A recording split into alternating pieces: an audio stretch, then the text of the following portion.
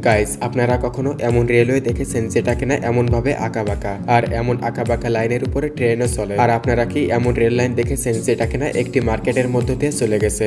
আর যখন এই মার্কেটের মধ্য দিয়ে ট্রেন যায় তখন সেখানে কেমন অবস্থা তৈরি হয়, যা শুনলে আপনি অবাক হয়ে যাবেন। গাইস, আজ এই ভিডিওতে আমরা দেখতে চলেছি top 6 most dangerous railway line in world.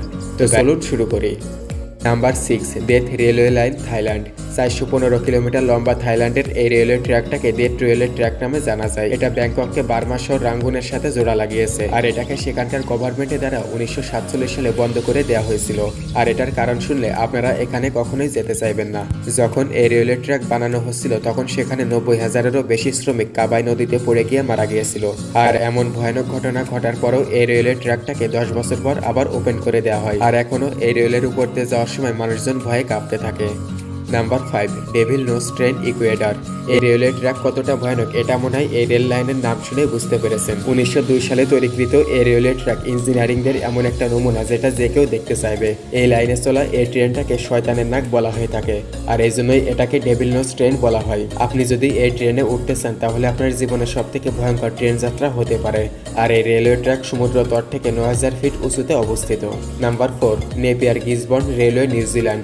এই রেলওয়ে ট্র্যাক এমন একটা ট্র্যাক যেটা এয়ারপোর্ট রানের একদম মাঝ বরাবর অবস্থিত। কিন্তু কোনো ট্রেনকে যখন এই ট্র্যাক দিয়ে যাওয়ার দরকার হয় তখন সবার প্রথমে তারা এয়ার ট্রাফিক কন্ট্রোল রুমের থেকে পারমিশন নিয়ে নেয়। এই ট্র্যাকটাকে 1972 সালে বানানো শুরু করা হয়েছিল এবং 1981 সালে বানানো কমপ্লিট হয়েছিল। Number 3, train to the cloud, Argentina. আর্জেন্টিনাতে তৈরিকৃত এই রেলওয়ে ট্র্যাক পৃথিবীর সবথেকে ভয়ঙ্কর ট্র্যাকের মধ্যে একটি।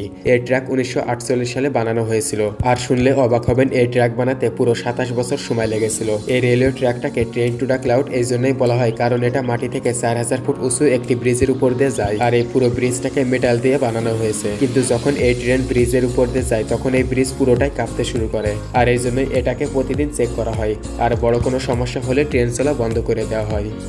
Number 2, white pass and Yukon route, Alaska, USA. এই রেলওয়ে ট্র্যাক 172 কিলোমিটার লম্বা, যেটা কিনা আলাস্কার সুন্দর পাহাড়ের মধ্য দিয়ে চলে গেছে, আর এখানে সবসময় বরফ পড়তেই থাকে। এই রেলওয়ে লাইনটাকে হোয়াইট পাস নাম আলাস্কার সব থেকে বড় পাহাড়ের নামে দেওয়া হয়েছে, আর এই রেলওয়ে ট্র্যাকটাকে কানাডা এবং আমেরিকার বন্ধুত্বর একটা নিদর্শন বলা হয়ে থাকে।